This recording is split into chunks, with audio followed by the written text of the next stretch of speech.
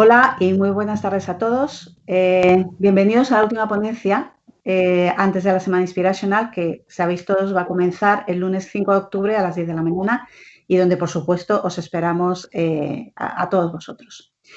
Bueno, pues, ¿quién mejor podíamos tener, ¿no?, para poner el broche de oro a estos jueves Inspirational, que alguien tan inspirador y tan líder en este sector como es Pablo Alzugaray, que como todos sabéis es fundador y CEO de Shackleton y que gracias al apoyo y el patrocinio un año más de Accenture Interactive nos compartirá la ponencia bajo el título ¿Y ahora qué hacemos?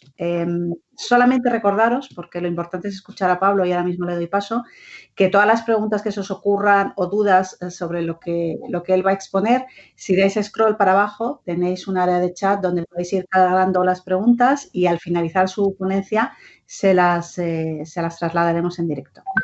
Así que nada más, Pablo, bienvenido, deseando escucharte y ver la respuesta o respuestas al ¿y ahora qué hacemos? Así que todo tuyo cuando quieras. Bueno, hola a todos. Gracias por invitarme.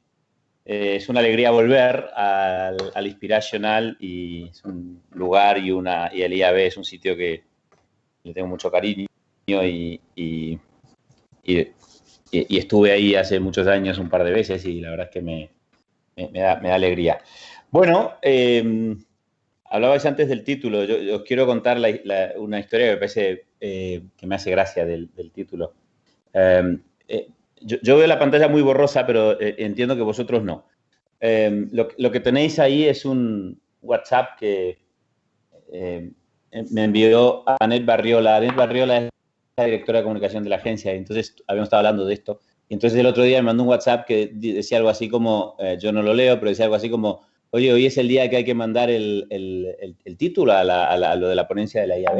Y entonces yo, a modo de broma, le respondí diciéndole, ¿y ahora qué hacemos? Y entonces no nos dimos cuenta ninguno que en realidad estábamos delante del título de la ponencia, ¿no? Que es ¿y ahora qué hacemos? Anet, este malentendido maravilloso, nos puso a los dos delante de lo que yo creo que es la pregunta que se están haciendo la mayoría de las marcas del planeta, ¿no? ¿Y ahora qué hacemos? Y en lugar de buscar otro título, decidimos que el título debía ser ese. Yo creo que el ¿y ahora qué hacemos? Responde a que somos todos conscientes de que lo que estamos viviendo no es una especie de paréntesis que al acabar nos va a devolver a la vida que teníamos antes, ¿no? Yo creo que lo que estamos viviendo, que además seguimos viviendo, es una experiencia, bueno, se ha hablado mucho, ¿no? Distópica, muy drástica, incluso conmocionante, que impacta, cambia, modifica a medio plazo la forma en la que vivimos, en la que nos relacionamos, en la que nos comunicamos, ¿no? Suelo decir cuando hablo de esto que cuando Harari nos estaba invitando a celebrar que éramos muy superiores a esto del Homo Deus, ¿no? Del hombre Dios, que el ser humano había conseguido de alguna manera controlar el entorno, controlar la naturaleza, pues ha vuelto Maslow, ha resucitado Maslow y le ha dado una lección, ¿no? Y nos ha devuelto a la base de la pirámide de Maslow, ¿no? A la seguridad entendida como la escasez de recursos, incluso de recursos para la vida, ¿no? La salud y demás, ¿no? Bueno, frente a un cambio de escenario tan profundo, tan consustancial a la vida misma, que hay a día de hoy más de 1 millón de personas que la han perdido y hay algo así como 35 millones de personas que se han contagiado, y que tiene tanto impacto en cómo vivimos, en todo lo que hacemos, ¿no? Yo estoy en este momento en un edificio prácticamente vacío, ¿no? Por supuesto, las marcas tienen un rol, tienen algo que decir y deben hacerlo, ¿no? Yo sostengo que las marcas son parte de la solución y ahora que hacemos tiene que incluir a las marcas, ¿no? Primero por una motivación tan tan natural, tan humana, tan universal como el simple deseo de ayudar. Las marcas no son más que entidades, abstracciones significantes, pero detrás hay personas, y esas personas, yo siempre creo mucho más en la naturaleza buena y positiva de las personas que de la mala, y esas personas tienen el deseo de ayudar. Es un deseo universal que te nace instintivamente.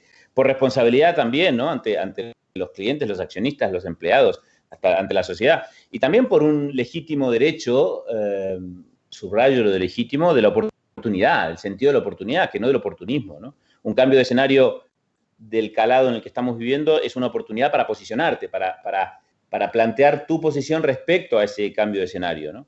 A ese nuevo contexto, ¿no? Yo creo que participar es estar, es existir, es tener un rol, es desempeñar ese rol. No participar es todo lo contrario.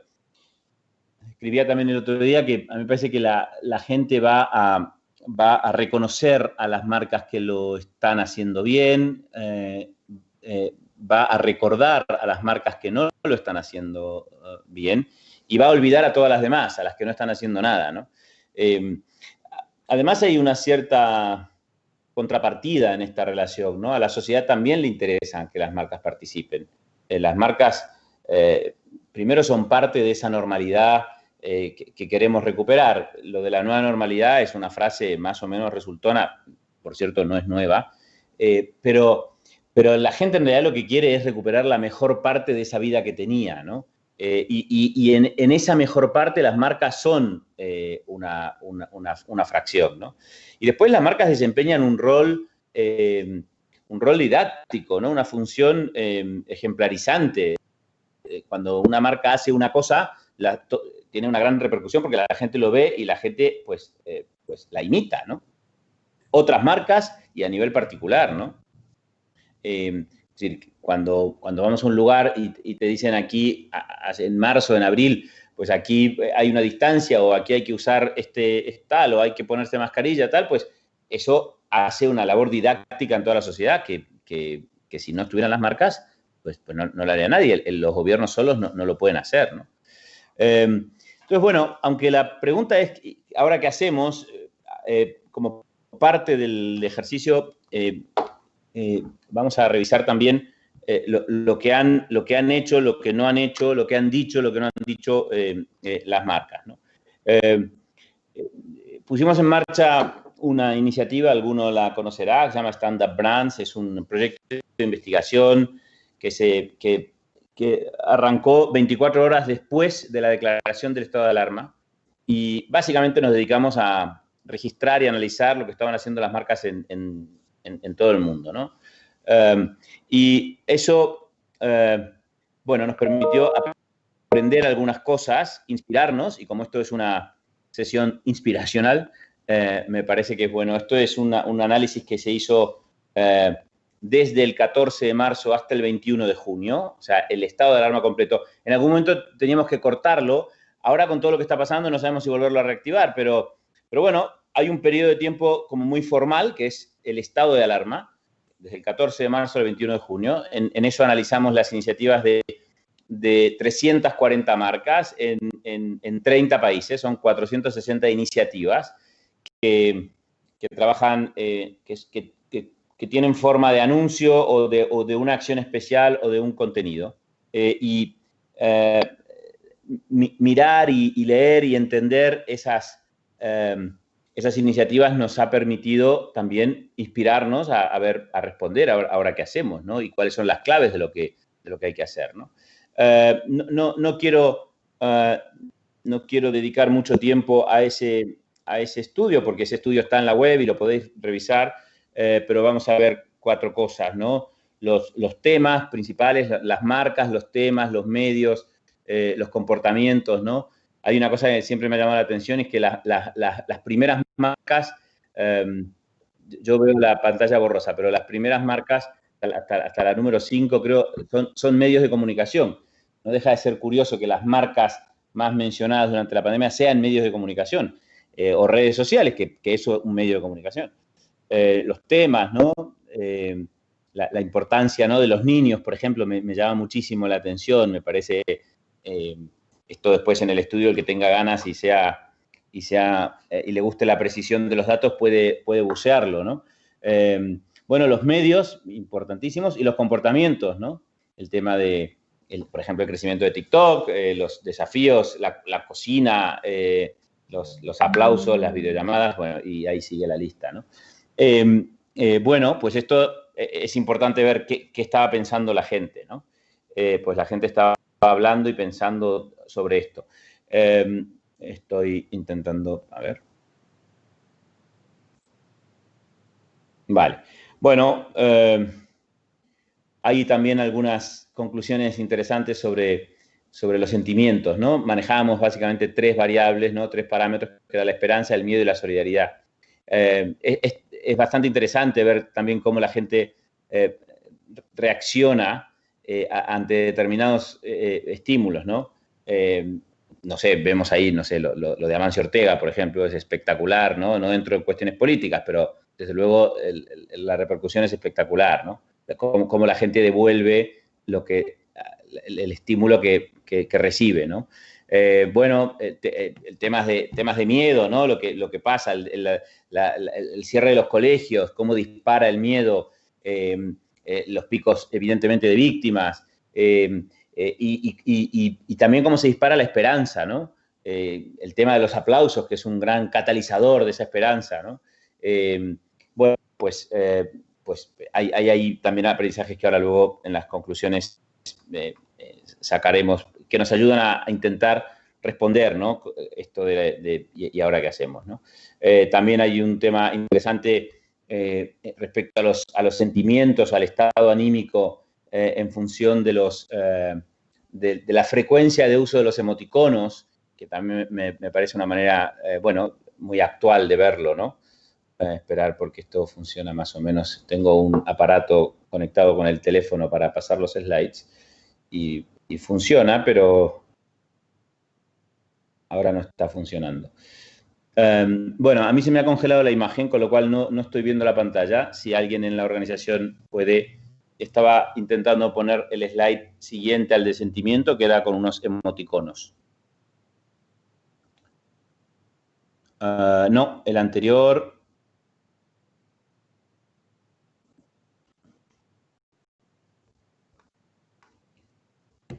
Bueno, puedo seguir hablando, pero si me ponéis el slide de los emoticonos, es más fácil. A mí se me ha vuelto a quedar congelada la pantalla. Ahí, esa. Bueno, estos emoticonos, lo que hacemos es asignar unos emoticonos a unos sentimientos, ¿no? A sentimientos positivos y negativos. Esto es un ejercicio bastante fácil, bastante intuitivo, y luego ver el número de veces en ese periodo de tiempo, la frecuencia de uso de esos emoticonos, ¿no? Y ahí también es muy significativo. Yo no consigo ver el slide, pero el que lo pueda ver, se ve claramente cómo el estado de ánimo, primero, impera lo positivo, y segundo, se ve cómo los emoticonos son un buen reflejo de eso. Seguimos, por favor, si podéis pasar el slide. Bueno, esto es una colaboración que hicimos con Metroscopia, que la gran conclusión para mí es el optimismo, ¿no? Cómo la gente, aún en un escenario tan distópico, tan de alguna manera conmocionante, como decíamos antes, la gente sigue queriendo ver el vaso medio lleno, ¿no? Y eso se ve clarísimo. Y esta es una investigación cuantitativa hecha por Metroscopia que no tiene matización posible, quiero decir, los resultados, y además estamos viendo un resumen del resumen, pero si veis los datos en bruto, es abismal como la gente inmediatamente se pone del lado de, bueno, vamos a superar esto y vamos a salir y esto va a ir bien, ¿no? Si pasamos el slide, pues ya no me atrevo a hacerlo yo porque tengo miedo de estar interviniendo ambas partes.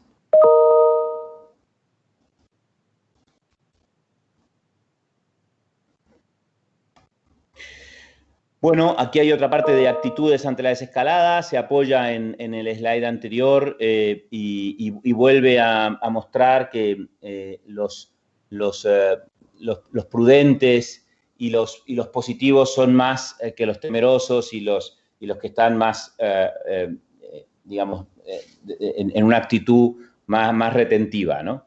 Eso también es muy importante para pensar en qué hacemos ahora. Por el tema que hablaba del optimismo. Seguimos, por favor. Bueno, el tema de consumo de medios, no voy a descubrir nada y además está en el informe, pero evidentemente el consumo de medios. Pasemos a la siguiente, que es más clara. Es impresionante cómo la gente, cómo los medios, por ejemplo, como la televisión, que muchos lo daban como un medio abandonado, como las nuevas generaciones, sobre todo la gente más joven, irrumpe con fuerza en el mundo de la televisión. El tema de las plataformas de vídeo, de las plataformas de pago de video on demand, también un crecimiento espectacular. Bueno, la utilización de Internet, cómo de repente se universaliza a segmentos en la sociedad en las que la utilización era menor y esto se hace absolutamente universal. Y bueno, y todo esto, seguimos, todo esto lo podemos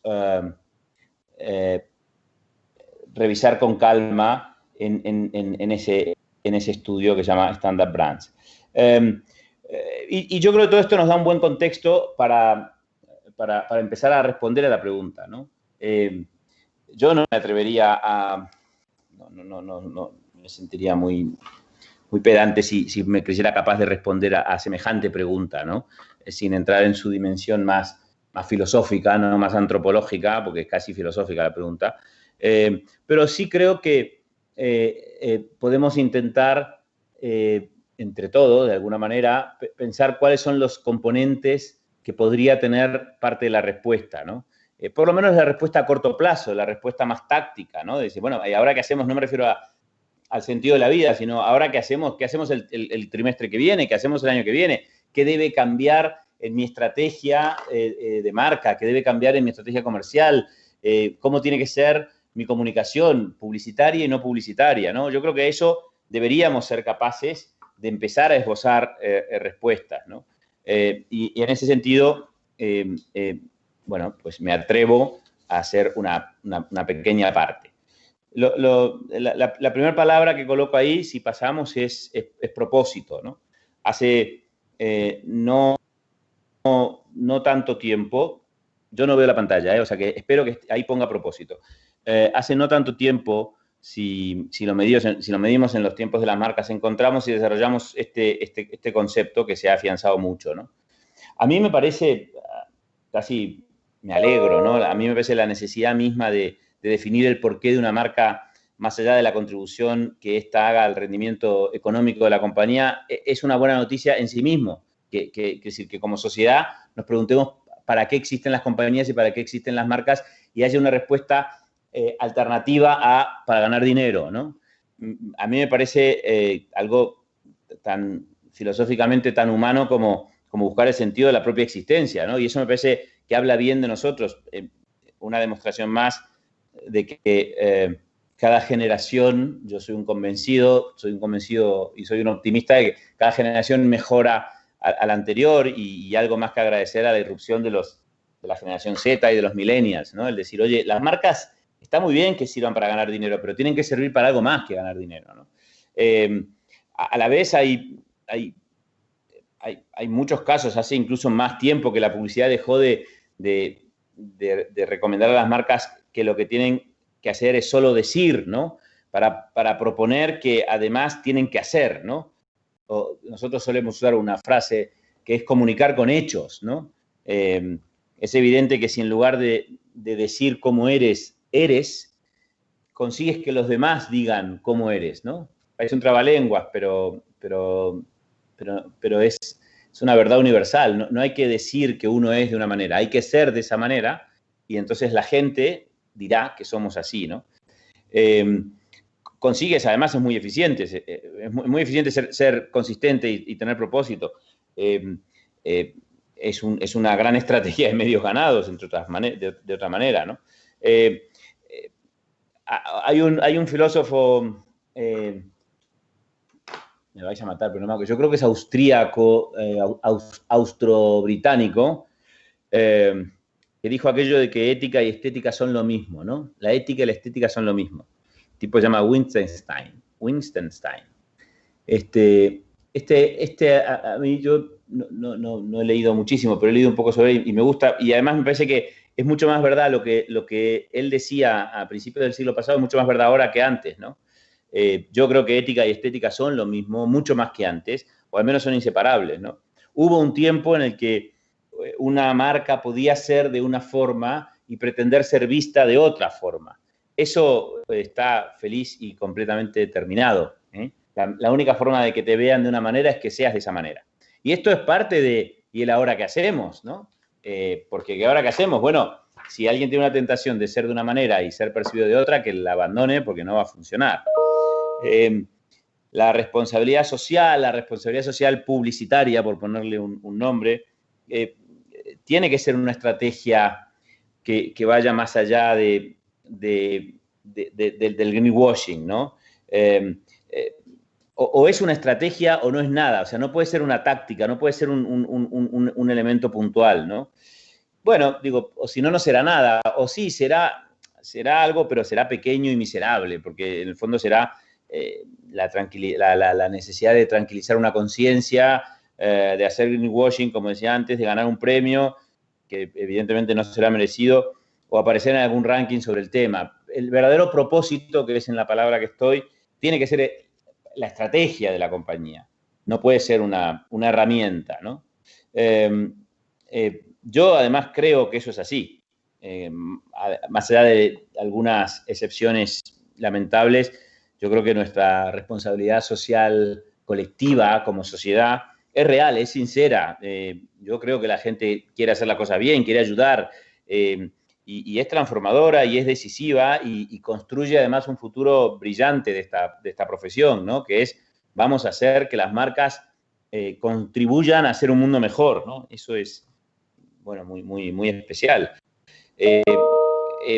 Yo creo que además, como decía antes, nace de la suma de convicciones individuales, porque detrás de las marcas pues hay personas, ¿no? Y puede adoptar infinitas formas. Puede adoptar estrategias, plataformas conceptuales. Quiero decir, esto podríamos decir que lo del propósito puede adoptar como 3 niveles, ¿no? El nivel en la formulación de los mensajes, es decir, evitando esto, ¿no? Modelos contraproducentes, estereotipos, sexistas, racistas, negacionistas, etcétera. O sea, en cómo hacemos los anuncios. Hay un segundo plano que es en la promoción de las causas, ¿no? Luchar contra el hambre, promover el consumo responsable o cualquier otra práctica sostenible, ¿no? Siempre hablo, ¿no? La hora del planeta es una estrategia publicitaria. Ahora está todo el mundo, pero eso nació en un despacho, en una agencia en Saatchi, en Australia. Pastillas para el dolor ajeno, que es un caso español maravilloso, o Dumb Ways to Die, ¿no? Y hay miles. Bueno, pues en la promoción de causas, ¿no? Y después en la propia creación de productos, que en sí mismos producen mejoras efectivas, ¿no? Juan Nunzioli siempre habla del carnet de conducir con puntos, o del refresco, o los refrescos sin azúcar. Son estrategias publicitarias de la que emanan productos que hacen que la vida y que el mundo sea mejor, ¿no? Entonces, decía que teníamos esos tres niveles, ¿no? La formulación de los mensajes, la promoción de causas y la creación de productos. Y esto no tiene nada que ver porque a veces cuando hablamos de sostenibilidad y de publicidad o de propósito, nos vamos enseguida a lo políticamente correcto. Yo no suelo llamarlo ridículamente correcto, porque la y es muy seria. Lo ridículamente correcto, ¿no? También quiero hablar de eso en este ratito que me dais, porque yo creo que la esencia de lo publicitario es lo creativo, y lo creativo es por definición disruptivo. Sin disrupción no hay sorpresa, y sin sorpresa pues no hay publicidad. O sea, hay muy poco de publicitario. Lo primero que tiene que pasar en una experiencia publicitaria, sea un anuncio, sea lo que sea, es que atraiga tu atención, que te sorprenda, ¿no? Si es ridículamente correcta, como digo yo, pues entonces no te va a sorprender, ¿no? Evitar, como mencionaba, estereotipos contraproducentes no puede significar que perdamos el humor o que perdamos la ironía o que reprimamos la provocación o la seducción incluso, ¿no? El ingenio, la perspicacia, la sutileza, el doble sentido, la insinuación, son las herramientas del lenguaje publicitario. Y eventualmente algo que hagamos puede incomodar a alguien, que no es nunca el objetivo, pero a veces también tiene que incomodar a alguien, porque si no incomoda a nadie tampoco funciona, ¿no? Suelo repetir últimamente una frase que me dijo, digo, ahora que he visto la cara de Reyes, porque sabía que era Reyes, pero no sabía que Reyes era, que me dijo Miguel Justribó hace unos meses, le estaba contando una idea y me dijo, ¿sabes lo que pasa? No me incomoda lo suficiente. Y me encantó, porque, bueno, Miguel es un genio, pero además, porque me pareció muy inteligente su respuesta. Dice, está bien, pero no, me tiene que incomodar y no me incomoda lo suficiente. Entonces, me parece bueno, que ser sostenible o tener un propósito no puede anular la disrupción que supone el mensaje publicitario. Y no caigamos nunca en lo ridículamente correcto porque dejaremos de hacer publicidad y dejaremos de ser eficaces, ¿no? Bueno, la primera palabra es propósito. Perdón que me he enrollado un poco de más. La segunda es la autenticidad. Si podemos pasar, la autenticidad. Bueno, tiene que ver con lo que hablábamos, ¿no? Con la ética, ¿no? Con no decir cómo soy, sino serlo. Y tiene que ver con una cosa que es muy consustancial a nuestro trabajo, que es la empatía. La autenticidad tiene mucho que ver con la empatía, porque a ninguno nos gustaría, estando en el lugar de otro, que nos mintieran o que hubiera una posición demasiado impostada, ¿no? La autenticidad es el segundo factor, el segundo ingrediente de la respuesta que propone esta charla para ¿y ahora qué hacemos?, ¿no? La tercera es la creatividad.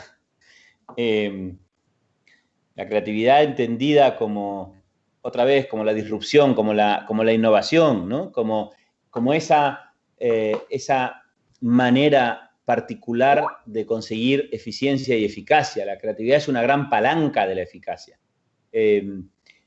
Una cosa que suelo repetir mucho es que la gente cuando entra a una agencia de cultura creativa dice, bueno, qué bien os lo pasáis, ¿no? Como si esto fuera una fiesta. Y yo, a mí me encanta este trabajo y como digo siempre, si volviera a empezar 100 veces, volvería a hacer las 100 veces lo que hago.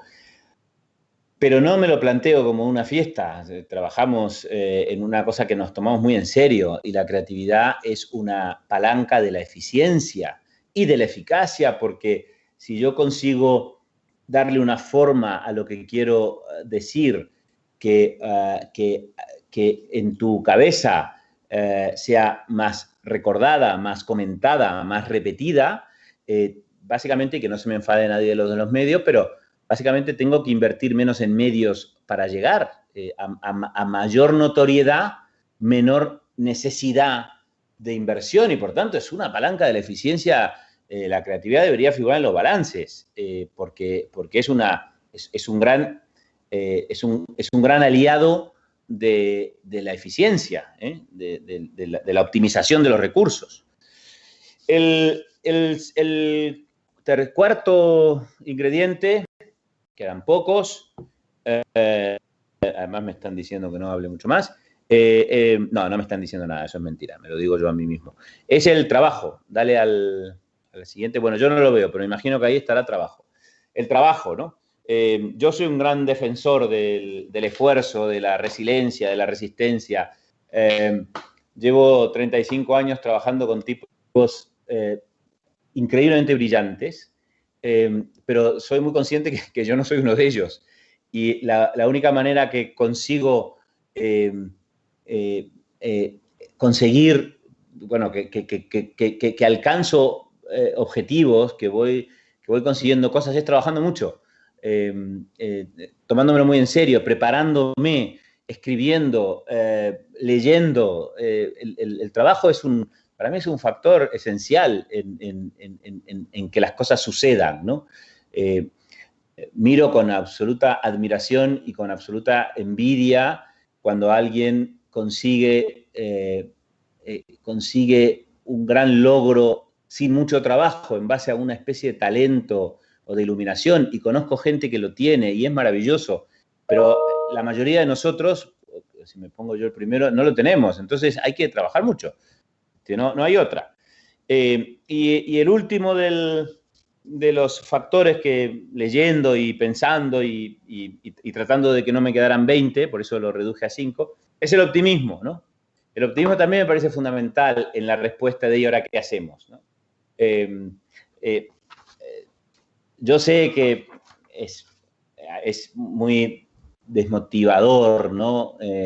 Todo lo que está pasando y sin entrar en temas políticos, pues seguro todos criticamos de una u otra manera a los políticos, y que si esto está mal gestionado, lo otro está mal informado, o lo otro está mal planificado.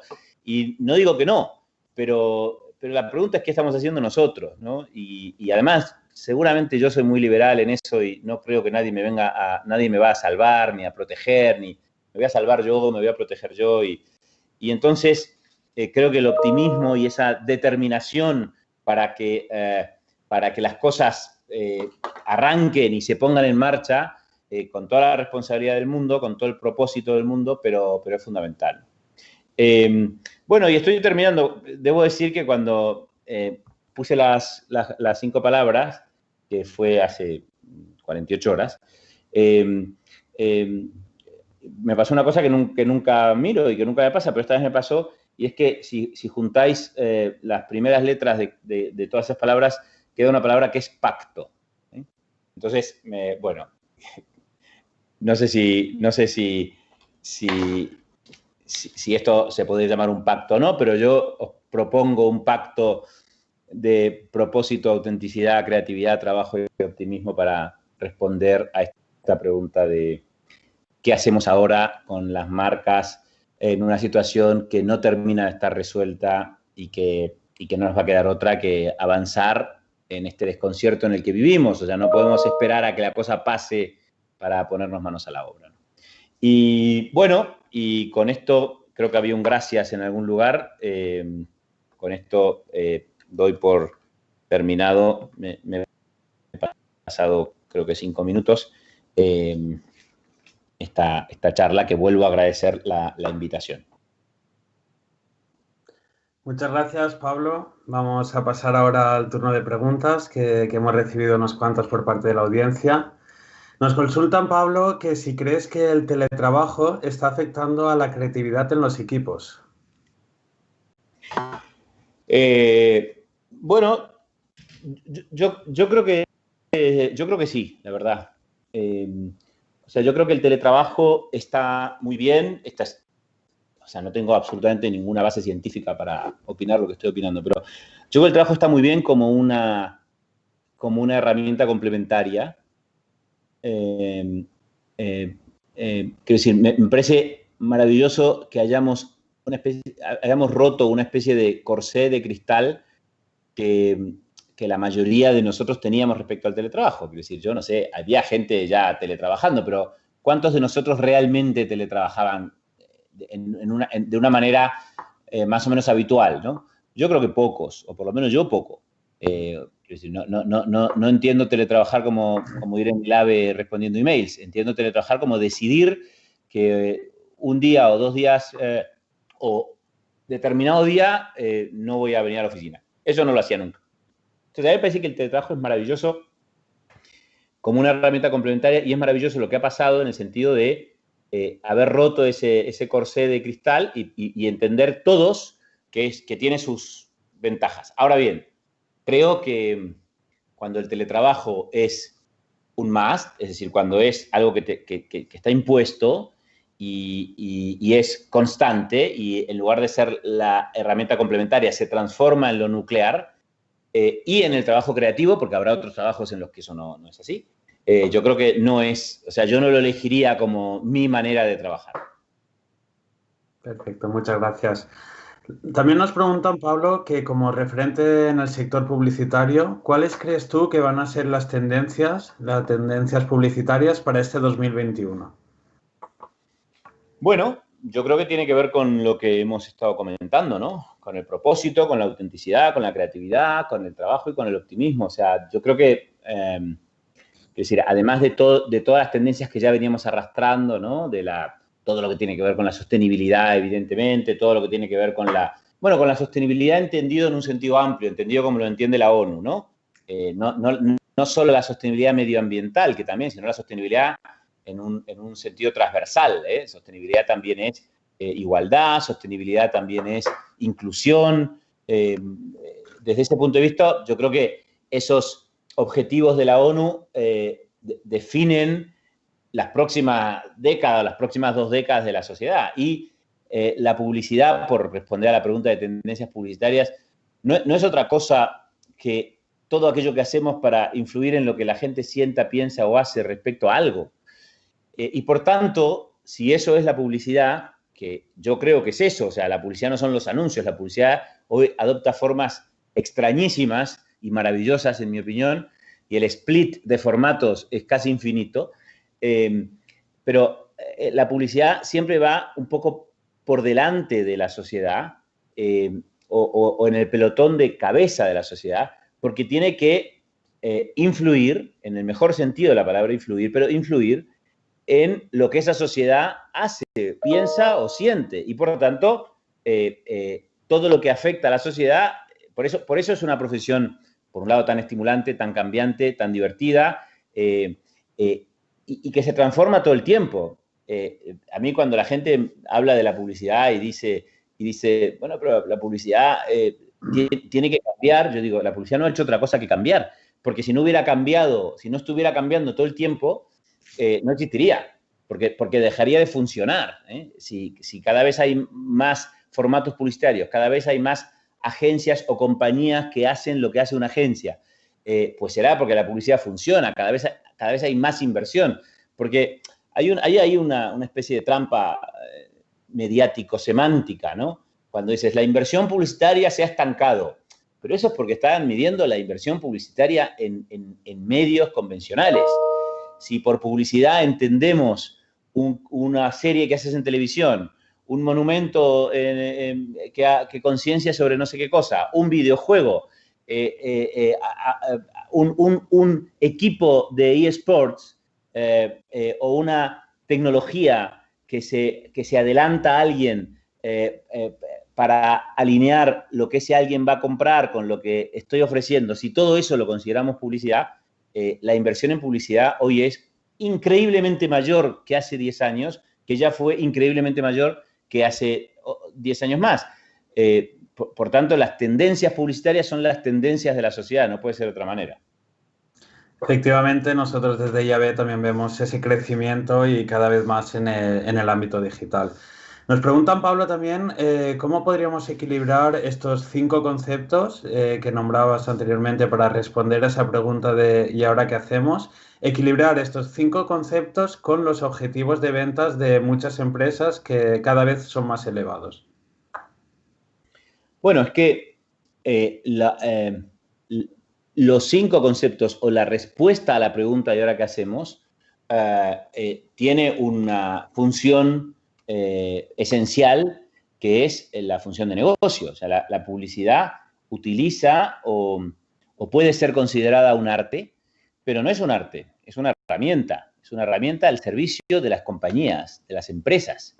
Lo cual no quiere decir que no utilicemos el arte o que no haya momentos artísticos o piezas artísticas, pero el fin último de la publicidad, el fin último de lo que hacemos, en mi opinión, es ejercer influencia, influir en lo que la gente sienta, piensa o hace respecto a algo. Y ese algo suele ser una compañía, una marca, un producto, un candidato electoral o una causa social.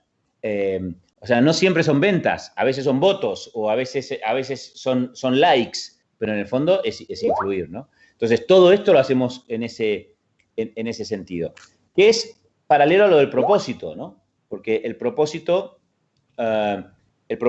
tiene el propósito no necesariamente es de la marca. A mí me parece que el propósito es de la empresa. Y el propósito, por eso decía al principio que me interesa mucho ese tema, porque me parece que trasciende a las ventas, ¿no? Es un propósito entendido de manera paralela al lucro. Las compañías tienen que tener un propósito más allá o en paralelo a su negocio, ¿no? Perfecto, Pablo. Y ya por rematar y finalizar esta ponencia, ¿algún aprendizaje que nos puedas dar como experto y tantos años en esta profesión? Bueno, yo creo que no esperaba la pregunta esta. Yo creo que aprender, y claro, parece un libro de autoayuda lo que voy a decir, pero aprender no es una broma si se dice que se aprende todo el tiempo, ¿no? Absolutamente todo el tiempo. Yo creo que los principales errores que yo he cometido son siempre por falta de empatía. Yo si tuviera que encontrar, digamos, la causa de mis mayores errores, siempre ha sido la falta de empatía, ¿no? El no hacer el ejercicio de humildad que supone ponerte en lugar del otro y ser honesto, ¿no? Y ser honesto contigo mismo y decir, ¿esto que estoy pensando al otro le va a importar? ¿Esto que estoy pensando al otro lo va a sorprender? Y no enamorarte de tus propias campañas, de tus propias ideas y mentirte a ti mismo y decir, sí, yo creo que es buenísimo. Y dice, bueno, pero espera un minuto. Si tú fueras, yo uso en la agencia mucho, yo no sé por qué uso ni esta profesión ni este lugar, pero siempre digo, si tú fueras un dentista de Logroño, no sé por qué uso dentista y no sé por qué uso Logroño, pero por poner algo que sea como así absolutamente normal, ¿no? Un señor, una señora que sea dentista en Logroño. Cuando ves esto que estamos haciendo, ¿te pasaría algo? ¿Te acordarías? ¿Lo comentarías con alguien? Y ahí hay que ser muy honesto y muy humilde, porque es fácil decir, sí, seguro que le encantaría al dentista de Logroño.